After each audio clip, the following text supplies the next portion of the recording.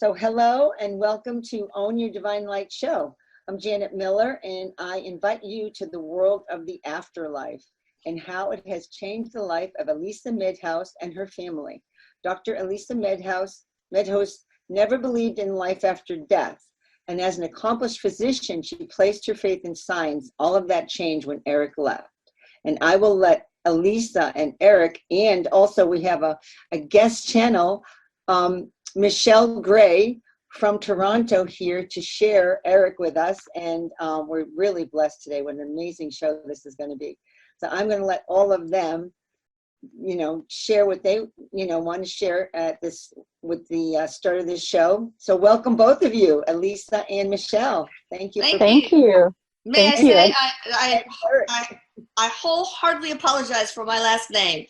My maiden name is not any better, but it's very difficult. Everybody has trouble with it. Medhus, like moose. Medhus, yes, it's the Norwegian little. There we go. There we go. And I have a Polish last name, though. It's horrifying. So I understand. All consonants, no vowels. They have a vowel shortage in Poland, I guess. Yeah, something was going on. So, well, do you want me to start by telling a little introduction about my story? I'd love you to talk about how, I know your story has changed because of all the beliefs, and you've changed the beliefs of so many in your life, and they're watching your show. So can you tell us how this all started? Well, we have being raised by two atheists, militant atheists, okay? And also being a physician, where science was my world, made it very difficult because I was raised that there's no God. Now, I wasn't an atheist. I was just agnostic. But also, being raised in science, to me, something did not exist unless I could perceive it with one of my five senses or, measure with an instrument or something. So when Eric died at the age of 20, I didn't know what to believe. I was just, where is he? Is he anywhere at all? Does he cease to exist? But then 3 days after Eric's death, my father calls me on the phone. Well, first of all, let me just tell you what an asshole this guy is. Thank God he's dead. I'm sorry, but it's true. He was a psychopath. Broken bones, broke our bones, all sorts of stuff. But, his first words to me when I cried in the phone, screaming that Eric was dead, were, "Sorry, Elisa, he's going to turn to dust." So that's how, this is important for you to know how much of an atheist he was, okay? And he calls rattled on the phone saying, "Oh, Elisa, I don't know what to believe. I was just sitting in my chair reading the Wall Street Journal, and I look up and there's Eric right in front of me. And then he turns into his little boy self, and he crawls up into my lap. I'm so startled. I don't know what to believe." So this is not a guy who would say that to give me hope, okay? So I knew something really happened, something paranormal. So that made me embark on a journey. I started reading everything I could, about quantum physics, consciousness survival, near-death experiences, controlled studies with mediums, you name it. And eventually I ran out of things to read, and definitely things that I could understand anyway, because some of it's pretty heavy science. And at the same time, my daughter, my eldest daughter, who was a first-year medical student, or maybe second year, decided to create a blog for me because she knew that helping others was a way I would heal, right? And she created a fashion beauty blog for herself too. And so, I wanted a place where people who have lost their loved ones could feel safe and loved and supported in an environment and share vent their feelings. Now, as I was writing the blog, all sorts of weird stuff started happening. Like, for example, a blender would turn on that was unplugged.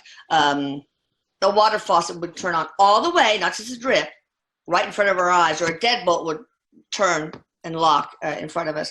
He called us on the telephone. We have this downdraft vent that sucks up all the smoke when I burn things on the stove. And every time my husband came in from the garage to the kitchen, it would go up and down, just like saying, "Hey, Papa." The thing is, there was no power to the kitchen. We were remodeling. It was completely gutted except for a couple of appliances that had no power. And so the Viking appliance rep, he did not know what to make of that. That was hilarious. And then, I saw him when I went to bed too. I started to lay down on my head on the pillow, and there he is, hopping from one foot of the bed to the other. And my deceased sister Denise is sitting on the one of the corners, looking at him and smiling like, "Ah, you're such a fool." And then he turns and looks at me, and he looks startled and said, "Mom, you can see me." And he flies into my arms and we hug. Oh my! He felt so solid, but then he slowly disappeared. But here's the thing: all these things and more happened. But after time passed, doubt would creep in. Maybe I was just imagining, whatever. Things just happened. It was a fluke, whatever. And so I still remained skeptical. So I couldn't get past that 90% sure mark. I couldn't be 100%. And I think part of it, not only because I was raised as a skeptic, but because I did not really want to believe. I was scared to believe, because what if I did? And then I found out it was all a bunch of horse manure. Then what?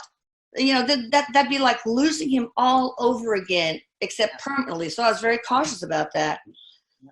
But then, and this, I'll end the story here, maybe 4.5 years after, that's a long time, after Eric's death, one of the blog members emailed me and said, "Elisa, on one of your videos, your YouTubes, I hear 3 voices." And I knew what video she was talking about. She told me. And I thought, no, that was just me and the media. That's it. But I did. I listened at the timestamp she gave me, and there were 2 voices. The other 2 are not important. But one of them was definitely my son's. I mean, I recognized the sound of my own kid's voice. Every mother does. Even the way he said breakfast. He used to say it like breakfast, like a little kid. Can you make me some breakfast, Mama? Things like that. And I could hear his pacing. He always paced. So there I am. Actually, let me tell you, I did send it to 2 sound professionals, just in case. Sure. And they both analyzed it and determined that they were not human voices. That for one thing, there was no voice signature, but there were other reasons that were beyond my scope of understanding. One more thing I should say is, when I started the blog, I decided to do what most desperate people do: seek the help of a medium. And for me, this was really a big step, because before, if you told me, "Oh, I'm going to go see a psychic or a medium," I would conjure up this image of a gypsy hunched over a crystal ball. I didn't believe it. I didn't laugh at them, but I thought, that's not possible. Yeah. And so I just decided to go ahead and try and meet him out. And she was amazing. She was able to, she didn't know me. She didn't do my name, that's it, and my credit card number. But she told me that Eric was there, that he said he took his own life, how he did it, where he was sitting, what shirt he was wearing, what kind of gun he used, everything. And she even conveyed his sailor talk. And I apologize for advance if any of that comes up. So anyway, I started channeling him for the blog to ask him first personal questions like why and what could we have done to prevent it. But then I started asking, what is death like? What is the afterlife like? Things like that, and broader things like what is God? And when I started doing that, he started pranking blog members everywhere. I mean, really crazy things. Like, I'll just give you one example. This guy, Damien, he's a blog member from Ireland. And he knew Eric by the pictures on the blog only. And all of a sudden, he called me to tell me this story.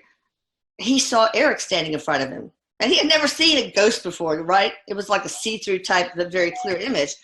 And Eric said, "Hey, dude, I better tell you how far away your girlfriend is from you right now."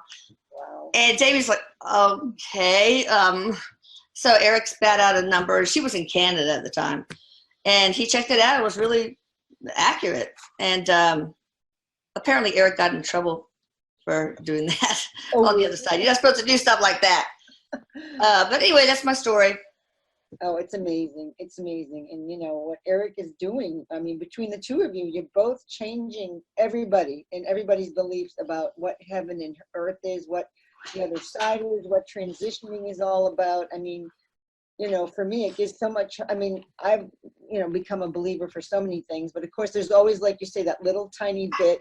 But now that Eric is going to come through, I'm like, oh my gosh, this is like over the top. And it just makes people so much more open and also aware that, there's some is even better than what we're in now. We think that, people, being on earth is good, but it's definitely not easy. So no, it's not supposed to be. no. And he talks about that, the human experience, and why it's important, and why there's some things about heaven that he doesn't like. He can materialize the taste of pizza, but he can't really just get the whole pizza thing, or the hugs. He really misses physical hugs, and I do too. Mm-hmm. I know. I've read a little of that. There's a couple of, like Michael Newton's books. I've read his books. He talks all about, how he connected with people in their past lives. And so Eric's going the next level because he's experiencing it and telling you his experience as it happens. So that's phenomenal stuff. No one's done that yet. It's bringing that whole new paradigm in for us. So Michelle, we just want to welcome you too, and just say hello. And, thank you.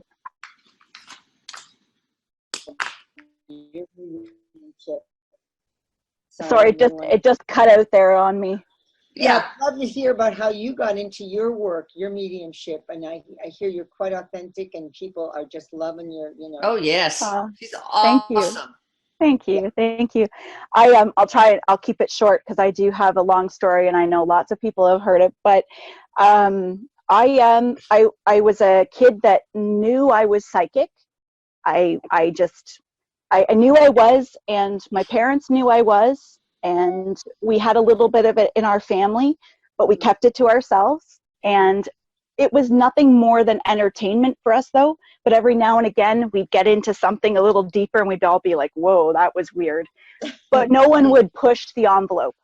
And I had many experiences in my life that I now know I needed to experience. With illness, I had a very difficult opiate addiction. Okay. I was addicted to prescription drugs after being very ill. And that really, that was a really big shift in my world. My family and I started to get our pieces back together, and then I was diagnosed with breast cancer with a 7x7 tumor. And I had a baby at home. My girls were just little at the time. My son was only a year old, and I was still breastfeeding. Like, I was just destroyed. So through that process, I had just made a decision. I still have the letter. I wrote a letter to God, and I put it in the Bible that I had. And I said, okay, I don't know what's going on here, but I am not ready to check out. And whatever I'm supposed to do, then bring it on. I will not spit another negative word. I'm going to live. A doctor's not going to tell me, and that's it. And I never looked back from that.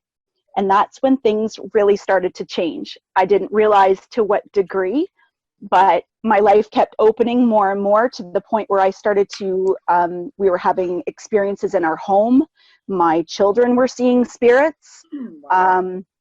I was having experiences, and one night I was sitting on the couch and I was looking on the internet and searching some things about the afterlife, and up pops this name in someone's blog and it says Eric, and my spirit guide Eric, and I'm like, oh, what's this? So I did a little, down the rabbit hole, and I was completely gobsmacked with everything. I was like, oh my God, like, how do these people know me? This is me. I experienced this. I couldn't believe it, and all the knowledge and everything. And Eric made himself known fairly quickly. It wasn't long. I think after watching videos, I was right out and got his book, and my phone was flipping on and off, and cursors that I've never seen on my phone were moving around and circling things. And he even brought up the picture of the book. And just brought it and sat right in front of me right before my very eyes. Little things like that just kept growing and growing. So the long and short of it is, Eric and I developed a friendship. I would say, not afraid to say it, he's my best friend in spirit. I call him that all the time.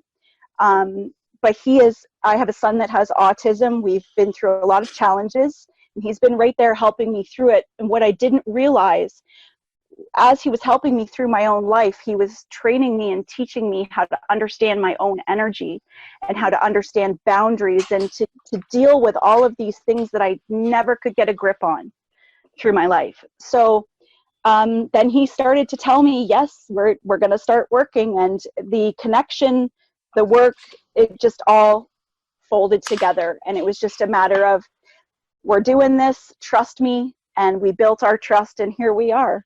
And it's been an amazing, amazing journey. I every day I wake up, I'm just so, he's saying it differently, but I'm so freaking happy every day. Yeah, we know what he's saying. We all know Yeah. because I've already got to his personality. Yeah, he's great. Yeah. He's saying hi, by the way. He just wants to make a greeting, and he's saying hi to you, Janet, and Mama, I love you, Mama, I love you. And he was just saying, he's calling your journey together as a real labor of love, for so many reasons. Yes.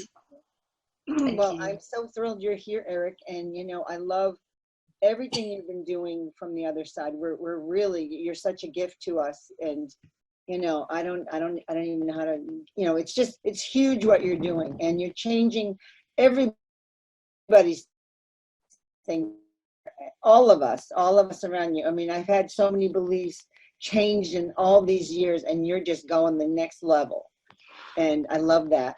So, Eric, I just wanted to know, what do you feel like, since you've been on the other side for about 9 years or so now? Yeah. How much what's changed for you being there? How do you feel being on the other side all this time?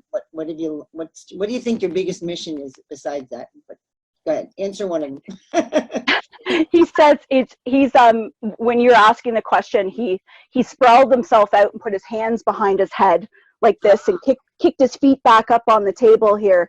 Okay. And he says thank you, and he just said that we was talking about a labor of love. His experience in spirit has been so much about helping other people, but he's also been growing himself. His soul and spirit has been growing, and he is excited about not only where he is going, but he says he in the way that it's so connected. Like when he says that it's not a singular thing, he's showing me such a big connection. He says if we could understand the amount of, if we could see the connections between all of us, we would understand the bigger picture. And he says, I'm so excited that this is overflowing and coming out. But he said his biggest mission is for each and every person to understand who they are, to be okay with who they are and where they're at, and to really take hold of their journey and to make a difference in their own life, not to compete with anyone else, but with their own life. And he said that it's learning how to bring heaven on earth.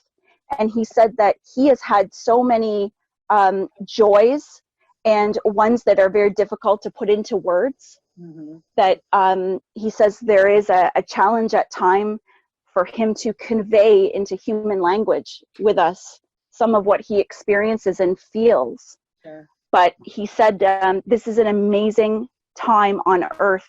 He's calling all of us pioneers, including himself. Cool. And he's saying we are pioneers. We are paving a way for many, many generations to come. And we're so blessed to be able to do this. I mean, I know I've read that so many times, but he's validating it because he's there. He can see it, and that is a beautiful thing to hear. So who are Eric's guides on the other side? Would he be willing to share that? Does he have any particular guides that he really enjoys? And he probably needs an entire posse to keep him reined in. Yeah, I was just going to say, he's like, he does this, he did this. I'm like, And so he just showed me himself jamming out with some musicians. Oh. He said that there are numerous, and he's calling them influences, that he has, teachers that we would understand from how we, and he's saying how we label them, meaning the names, ones that we would understand. But he says there are beings, and he's calling them beings of light, that he, as well as source, that he goes directly to for his learning, for his growth, that he has his guidance and his teaching. And he's just saying, he's commenting what he says Mom said about there are things that I can't do. Well, he says I can do, but shouldn't do. And he says, I have evolved. I have evolved. I am a much bigger version of me. Sure. And I am becoming that more and more every day. And so are you, he says. You know, it seems like you're so powerful in certain ways. For example, you leave such clear EVPs, electronic voice phenomena. Most of the time from spirits, it's all garbled. You can barely make it out. But it's like one time you shouted out, "Minions!" And then the medium started laughing and said, he's calling them minions or something like that. And is it because you get so much love from the Channeling Eric family? Does that energize you? Or why can you do that so well? And the pranks are so amazing too. He says, yeah, Mom. He says, there's a few things that come into play with this. Yes, he goes, the love that I receive from blog members and from people all over the world, he says, just like prayers, when we pray, when we send love, that becomes very powerful. And wow. He says, I feel it. I feel it. And he also says that his position, what he does in spirit, he is able to, he's saying his vibration, has always been able to, and he says that this is something that grows with him. He is able to lower his vibration and reach us at a different level that not all spirits do. This is part of his path, he says, part of where what he is meant to do as a spirit guide, that he is easier to obtain so that mediums, people learning like myself and everyone else are able to access him easier. He said that he's also saying it might be a little bit of my charm too, though. Oh, yeah, sure. Let me just play this latest one for you guys if they could hear it. Okay. Oh. Go ahead. You hear that? No, Did y'all hear that? No. Oh, I know why. Because it's I'm gonna do it this way. Okay, go ahead. Go ahead. I will get it up later because now it's going to the next thing. So. Okay. So, questions, Eric. There's always people, asking you questions, and I don't know. Is there anything you want to tell us about what's going on up there right now that we need to know about? Like that, is there any messages from heaven that, or wherever, whatever you want to call it, the other side, that we need to hear to help us, move forward as on this planet right now? That's yeah. He said,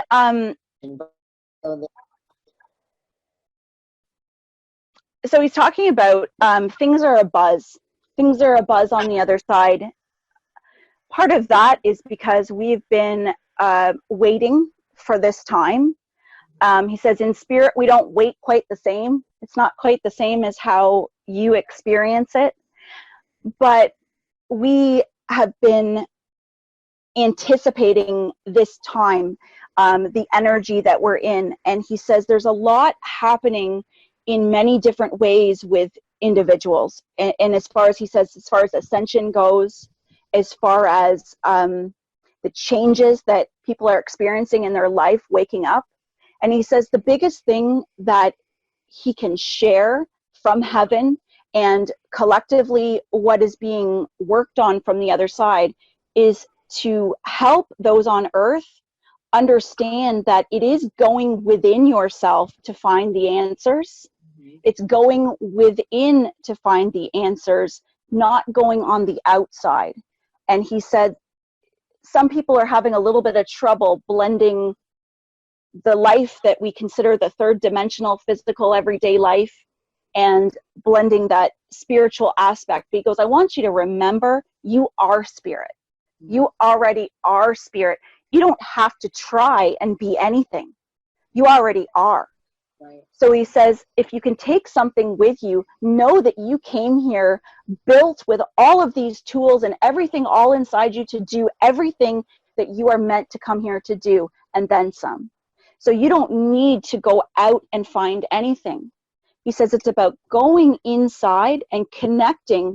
He says, and you want to look for what it is that you need to say change in your life, or you want to grow something in your life. He says you go inside and you focus on what you're resisting. You focus on the inside. Everything comes from the inside out. He says that's one of the most important things that each person, he would like them to know. He also says that he just wants to remind everybody that at any time in life, no matter what we go through, to remember that you're not alone and to ask for help. Yes. To ask. And he says, I found that EVP. Let me just see if I can play it for you now. Erica, love you. Did you hear that? Yes. Okay. Yes. That's all. That was very clear. That was very clear. He says, love you, Mom, right afterwards. I could hear that so clearly. That was beautiful. So clear. Yeah. Yeah, that's amazing. What he just shared, because, you know, people don't realize that it's an inside job, that we have to go there to get where we need to go. And it's hard to look at yourself and to look at what you've done and the shame and the grief and the wound that people have. It's very difficult, and people don't want to dredge it up. It's like, I don't want to go there, but it's important to go there, because once you clear it out, it's like clearing out the cluttered closet, you know. That's right. And he's telling you from the other side. So, I mean, I hope everyone, you know, listen, because it's so important. And that's why I'm putting this show together, because I feel like people need to hear from all sources that there's ways to do it. You can still have to go inside. It's all about you. You got to for you. It's all up to you. So that's right. So, you know, reincarnation, is that going to keep going on? Because you keep hearing in this life, Eric, that reincarnation ending. Is that true? I mean, I don't quite understand how that's happening. He said no. It's true if the soul chooses to not reincarnate. If the soul, he says that part of, he just wants to address something about that, because there is the understanding that this is the lifetime that many are releasing karmic cycles that they've had for many lifetimes, not just on Earth, but all over the place. And there are many human beings that have said, I'm not doing this again. I am not doing this again. I will not be back again. And he goes, really, they said that a century ago. But he's just kind of making a little joke about that. But he said the truth is that in spirit, we feel differently. This is the place of school. It is contrast. The soul grows the most through the human experience. But he also wants to say, we are going through this transitionary time. And he said, this doesn't mean that Earth will not have contrast. Earth is still going to have contrast. Souls are still going to come here to grow. There is still growth to happen. There are many souls that will not awaken at this lifetime, that will continue and come back in a different environment. Well, I'd like to interject one thing, a couple of things that you've told me, Eric, and you can correct me if I'm wrong. It won't be the first or last time you have done that, but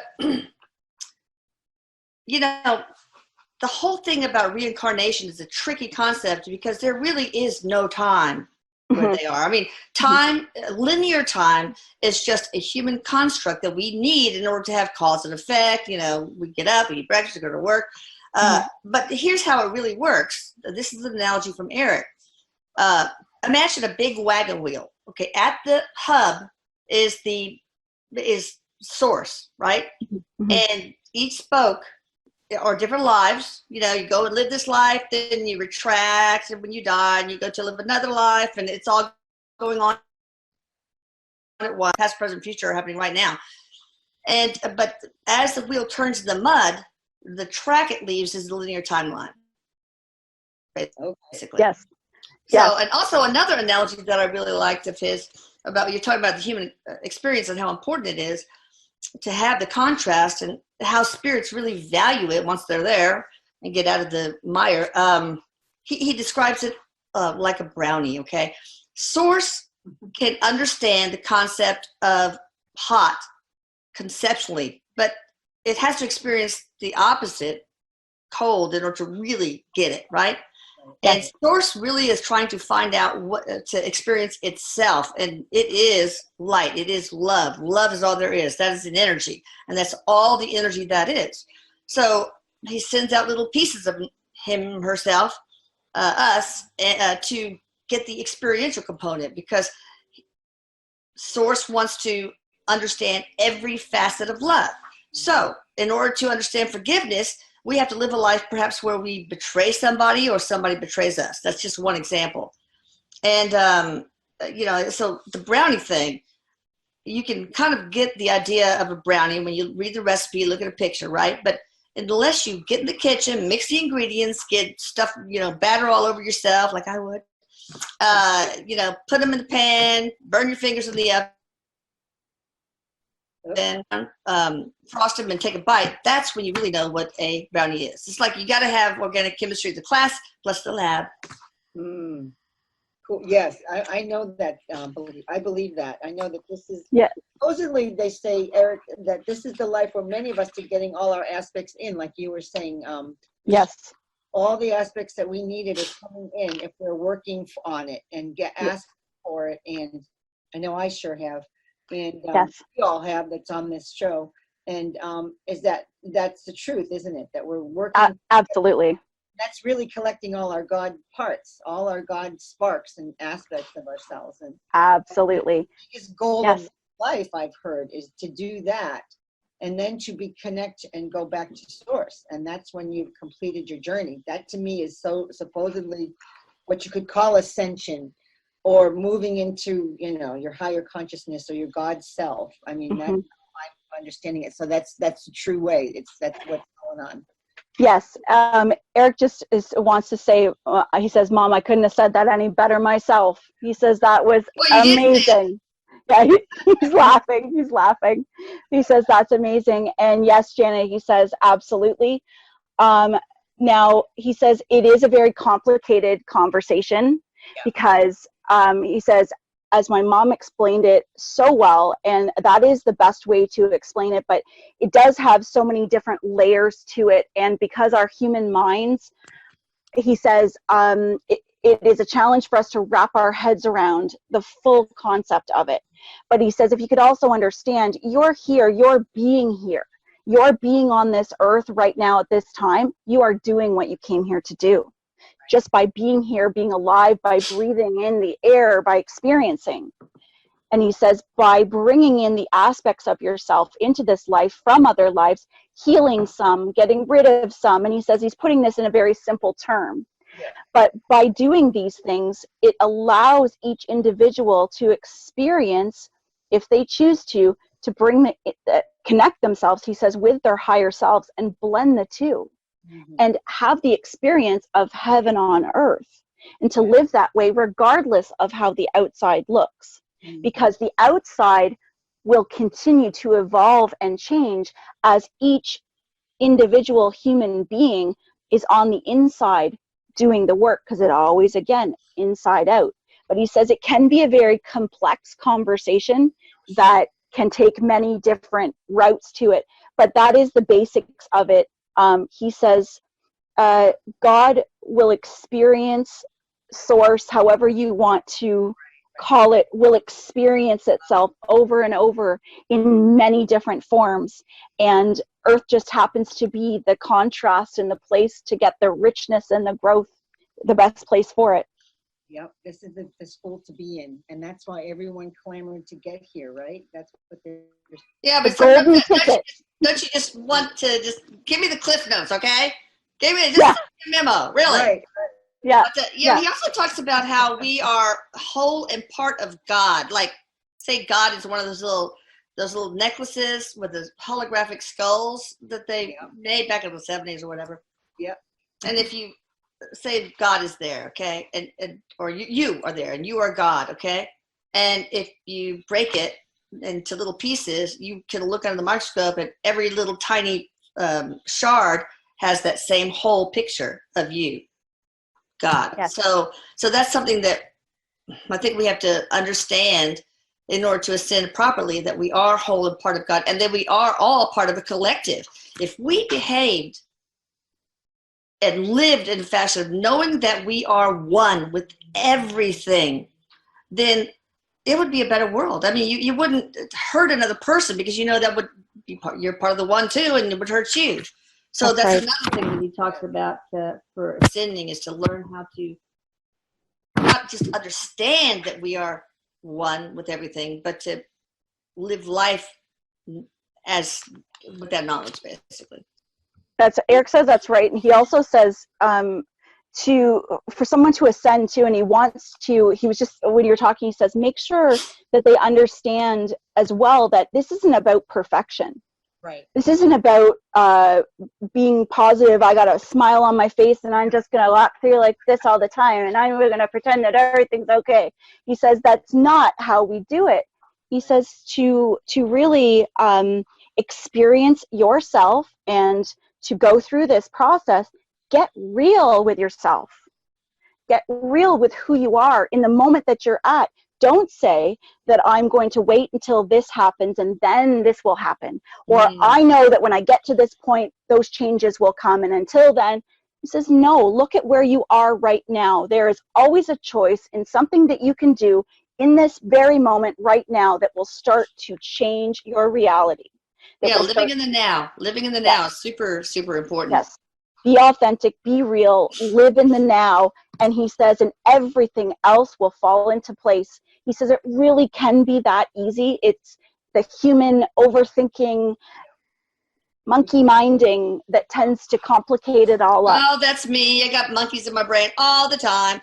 But he taught me that sometimes just breathing puts you in the now. Just being aware of your breaths.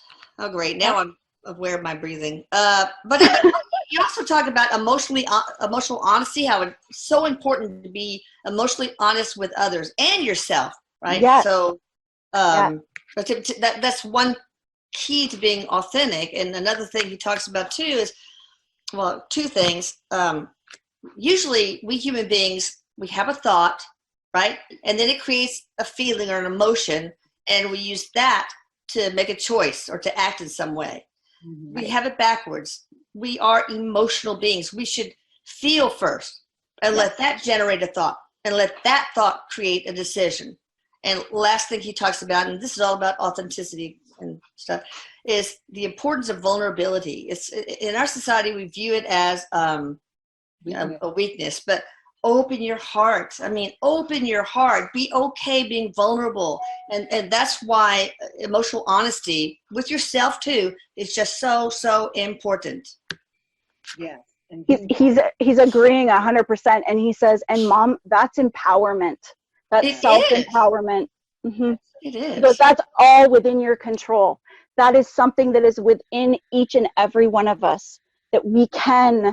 He says that's right. We are feeling beings, and to be able to understand that, is this something that I'm feeling that somebody else is? Is this actually mine? Is this something I really need to react on? Or can I take this and just set it aside? And he says reaction, everything is cause and effect. Are you going to react? Or are you not going to react? These are all these little things that you can do in every single moment that brings you into your own empowerment. He says nobody else makes the choices for you unless you allow them to. So true, Erica. And one example of this is apologizing. It's so empowering.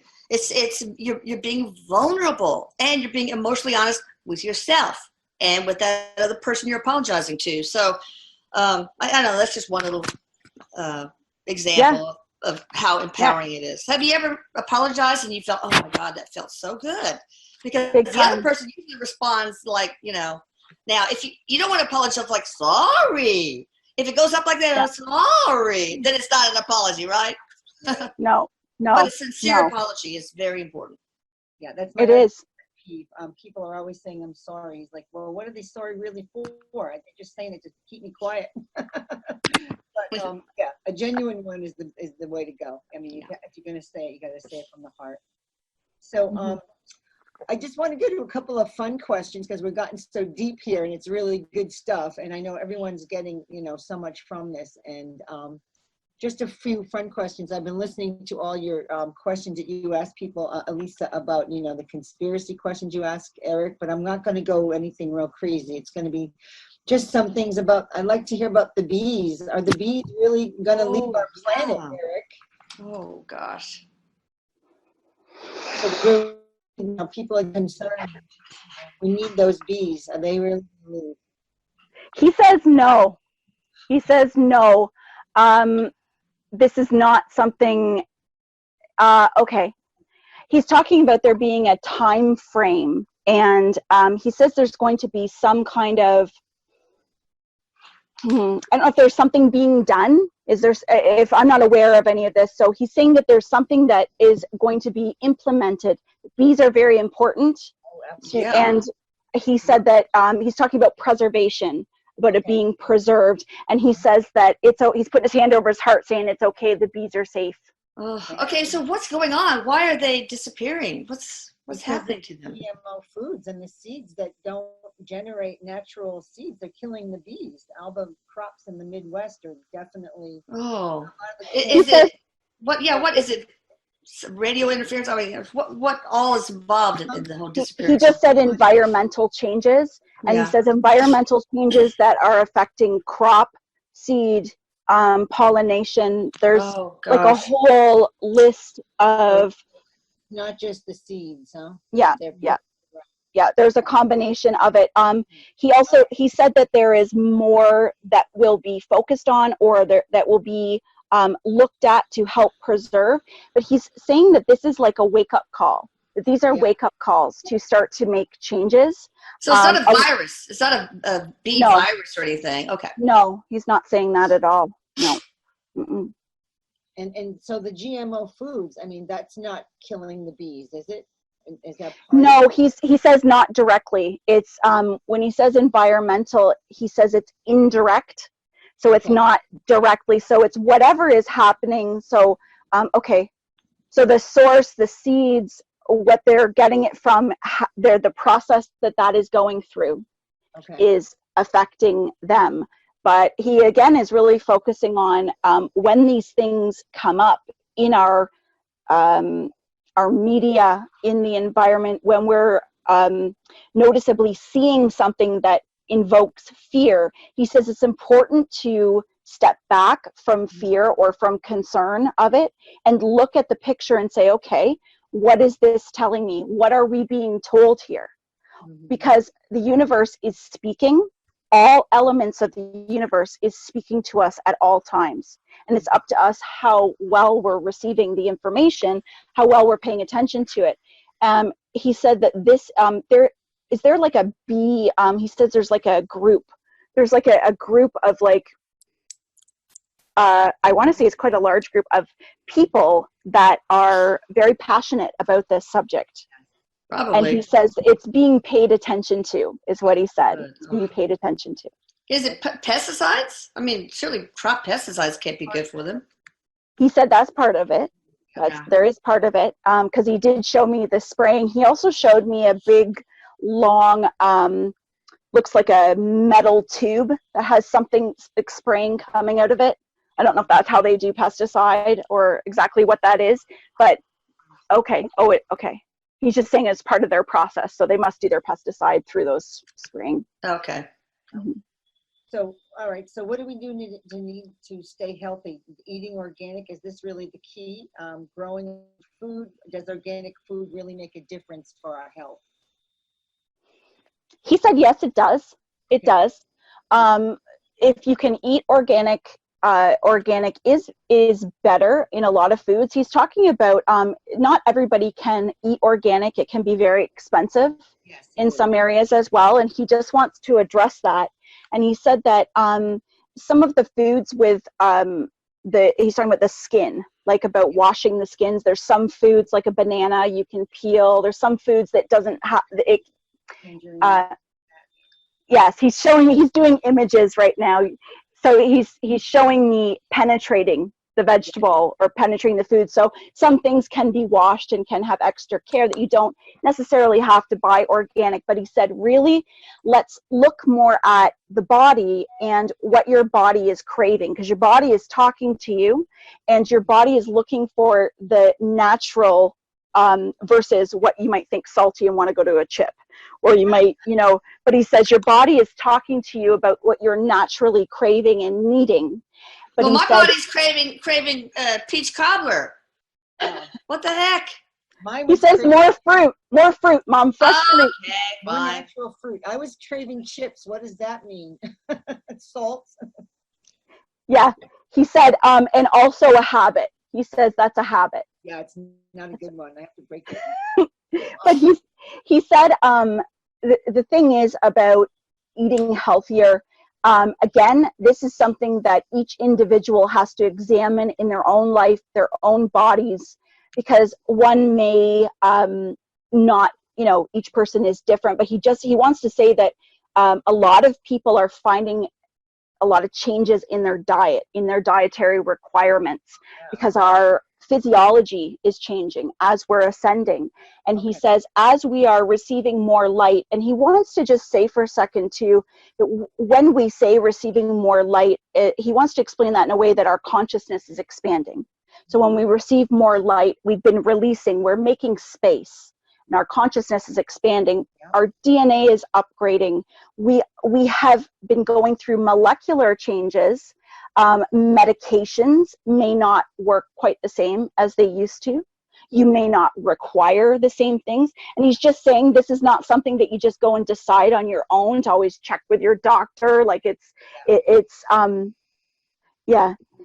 he says you always want to be careful, because we are not just going to ascend into a light being like that. That's not how it happens. What do you mean by receive more light? So what he was talking about is he was showing me how we are all ascending. So we're ascending because our planet is ascending. We're all physically ascending. And so when we talk about having more light in our body, he says that translates to our consciousness expanding. So he says having more light, there's different ways that we can look at it. Light having the meaning of light and dark, and being light. But he says light really translates to the expansion of our consciousness, to the understanding of our consciousness. So he says as this is happening, our body doesn't require the same thing. Because you can imagine, he goes, look at evolution happens, and things that people did 100 years ago, they don't do today. But then some things that have changed to make life easier, he said, that have been added into our foods, that have been reasons why medications have been taken. He says we're really backing this up and getting more to a wholesome diet. He says there's people around the world that are actually eating very little, that are highly ascended, and that's what works for their body. That's something that they have been working through. He says that's not something he advises for everyone to do. But he's talking about the benefits of cleansing your body, doing a juice cleanse, trying to flush anything out of your system that needs to be released. And then he said for each person, if you're looking to make changes with your diet, he said to really start with, he's like, start with ordering a pizza. I'm like, okay, that's really not. Oh, no. That's very funny, Eric. He says, he says to really start with the basics. And he says, if you can cut back your processed foods, your additives, those types of things, and you can get down to basic eating. And he says it really just boils down to wholesome food, and not looking at a clock per se to eat, but to understand our eating habits. And again, Mom, he says this goes back to emotional care. It all ties itself together. And he says, he's also saying too that some people that'll be listening to this are starting to get a feeling of like they need to do more, like they're not doing enough, or they're going to be missing something. And he really wants to impress that it's important to just say, if I'm going to start to make a change, tweak it, do a little tweak, make a little change here. Every day can just be one next step after another. You don't have to just go like, well, okay, I'm changing everything and just throw it all. He says, really, this is a process. So he wants everyone to be soft on themselves and not be too hard on themselves, but to be dedicated to being a better you. So today, no peach cobbler and no chips from here on out. He says, okay, Mom. We can. I can't say completely. I know. One other question, I know time is starting to go. They're giving the infants so many vaccines now, and it seems to create problems on the autism, and they keep, attributing to autism to some of that. Is that the truth? And you may have asked that before, Elisa, but I never heard the answer. Well, I'll tell you what, and you can correct me, Eric, if I am misspeaking. He says that too much all at once and too early. That's just too much all at once. He does not think that all vaccines ought to be stopped, but I don't know, Eric, was that what you said? Yes, because he just said, no, it's not the cause. It's not that children are going and getting vaccines and that's the direct cause. That's not true, he said. Yes, Mom, there is truth to some vaccines may not be as necessary. He said, but he's not against that. He says they have a purpose. However, he is talking about the dosing of babies, and he's just showing me the chart being too close together. Yeah. Too many, too much. And he says also some, so there must, getting injections all in the same day or a couple of them on the same day. He's saying this is also the physiology of the being as well. So it's a kind of combination of things. So we can't really directly blame something because another child could do this and it wouldn't happen. Oh, but yeah. That's the chance. And the coming up right now is there's a new comprehensive vaccine I just read about, and I can't tell you the name, I forget, that they're putting 8 different vaccines into the shot for an infant. And they think that's going to make it easier. It's like easier for the doctor, easier for the nurse. But how about the child? I mean, to me, that sounds almost deadly. I don't know. It scares me. Is that going to happen, Eric? Or are they? He said that it's not, he's not saying that this is something that is deadly per se. But again, he says this goes with the same conversation of your child may not handle it the same as another child. How do you know? But how do you know as a parent what to do? He said to educate yourself. He says it's a personal choice. He's telling me that this is not going to be something that's going to be very popular. This isn't going to be something that people are going to really catch on to or feel that it's a good thing for their children. He's talking about this being another, Eric, he's showing me like a big needle full of dollar bills. Oh gosh. Oh. Yeah. It's all about the dollar bills. I know. What was bottom line? I'm going to ask a question, Eric. How many people on Earth do you guide, more or less? He says, Mama, can you count that high? Well, probably not. Not anymore. I'm 63. My brain is like reduced to gravel. Oh, don't say that. No. Don't what you think. At least it's only what you think. That's true. He said, he said, I can't really put a number on it, because he's also saying that his guiding is a little different. Some might be a little more intense and some might be a little less. And he said, so each person may get a little more of me at one time than another, but he's talking about, he said, what once was a container is now an overflowed pool. Okay, he says good. He can explain it that way. If people need your help, can they call on you and you can help them? Always. He says that's awesome.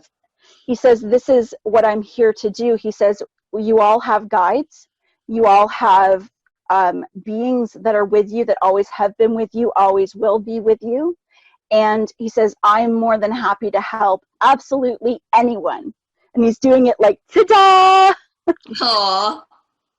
So Eric, That's awesome. the big thing is people have to ask for the help though, don't they? Because this is our free will planet. And I always hear we're supposed to ask. We have to ask. Is that the truth? Yes. Eric says, he goes, he says, there are times where I come up and I have my visits, and sometimes people, he's actually said peeps, sometimes the peeps don't know that I'm there, but he says, just ask. He goes, just ask. And he goes, and sometimes if you ask, you might have to be careful what you ask for. He says, because some of you are asking for me to visit in a big, big way. Can he still do that? Is he allowed? He says that he's kind of chuckling about it a bit, but he also says that there's a lot of purpose to his pranks. Oh, sure. There's a lot, there's a lot of purpose to it, a lot of learning, a lot of healing that happens. Absolutely. I don't think that Viking repairman is ever going to get over that. Really? I don't know what he won't forget it. Eric said he'll never forget it. That's right. Oh gosh, I have so many questions I put out here, but we got. Well, I might have to do a part 2. Yes, yeah. It was so wonderful, though. I have to thank you all, and I know, Elisa, you have a gift you were going to share with everybody, that you were going to give to the audience that would love you to tell them about it. I forgot what it was. Oh, I can tell you. It's good. It's a medium. I told you. I said, a half hour break. You said yes, Veronica. A half hour. Yes, she did agree to that. A half hour session with Veronica Drake. Yeah, which is an amazing $200 value. So it's super generous of her. So there you go, audience. That's the share from Elisa Medhus. And Eric, thank you again. And thank you, Michelle, for being here. Oh my goodness, you guys. Thank you. And Michelle, your website, you want to share that? Oh yeah, let's yes. share that, Michelle. Yes, it's the Healing Heart, and it's the Healing, and the heart is h-art.com. Fabulous. So and Channeling Eric is channelingeric.com, and you can check out the Channeling Eric, and Eric is spelled with a K. Yes. You can check out the YouTube channel, Channeling Eric also. And we have a radio show every Thursday at 6 p.m. Central Time. This is one of the books that Eric channeled through Elisa and Jamie Butler. So this is My Life After Death, which is an amazing book. And again, I want to just ask the audience, please write in and tell us how you like the show. We'd love to hear it because we love the feedback. And I want to thank you again, Elisa, for being such a huge light, and Eric and Michelle for sharing your light. Michelle's awesome. Thank you. And here, that's my little boy. You see why I miss him? Look at that. Oh, he says he loves you, Mama. Because I love you so much, Mama. I love you too, baby. Come and visit. I love you and miss you. Thank you for the little visit. I'll be there. I appreciated your little visit. He says you're welcome. I'll be back, he says. Okay, I don't mind because it's like breaking through my little bit of fear I had there. So it's good because I know I had it. And I'm like, this is so cool. So thank you again for owning your divine light and sharing it and stepping into this new way, this new thought about death that you're helping everyone get past. This is, phenomenal information. We're so grateful you've taken to do this and the openness that you brought to the conversation, and you're helping people step into their authenticity, igniting their passions, and allowing them to live the life they love. And so this is well, thank you. Thank you for being the light worker that you are, Janet. Thank you so much. Thank you, Elisa. And I know I want to have you, all of you. It would be so great. So I am Janet. Thank you. I will see you all on the next episode. Bye. Bye.